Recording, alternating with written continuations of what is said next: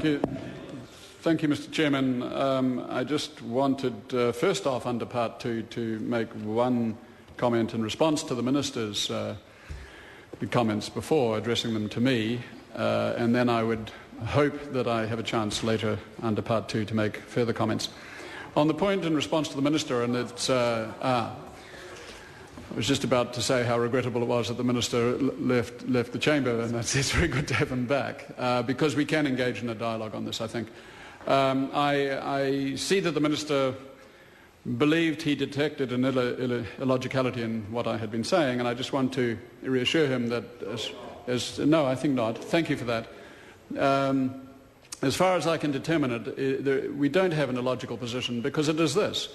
What I was saying at the time, under Part 1, was that responding to the bill as it is drafted and understanding the intent of the government, and particularly the Minister, to clear up water management as he sees best, there could have been another way.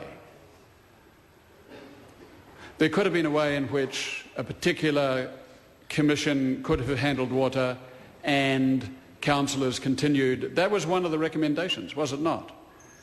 And I understand from the Minister's intervention the reasons why he didn't proceed down that route. I don't necessarily agree, I understand why he did it. But it is not an illogicality on our part to seek to offer the possibility that that was another way to go. It is not the Green Party's preferred way. Nor is it the case that there would necessarily be confusion between that. Dear Lord, we have a New Zealand cabinet with, 20 or 22 portfolios. They are delineated. To some extent they overlap.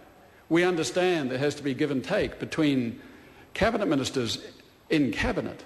It doesn't follow there is chaos and confusion reigning supreme. It wouldn't necessarily follow with ECAN either. But the main point is that if we're looking to the logicality of the Green Party's position, it is this. The government should never have gone down the route of disbanding an elected regional council, because that strikes at the heart of local democracy, and if you do that, you unleash a tiger. Especially in a country, as I said in the second reading, a country where our constitution is more fragile than we like to acknowledge. We would have preferred the council to have continued as the elected body with its proper mandate for the proper term.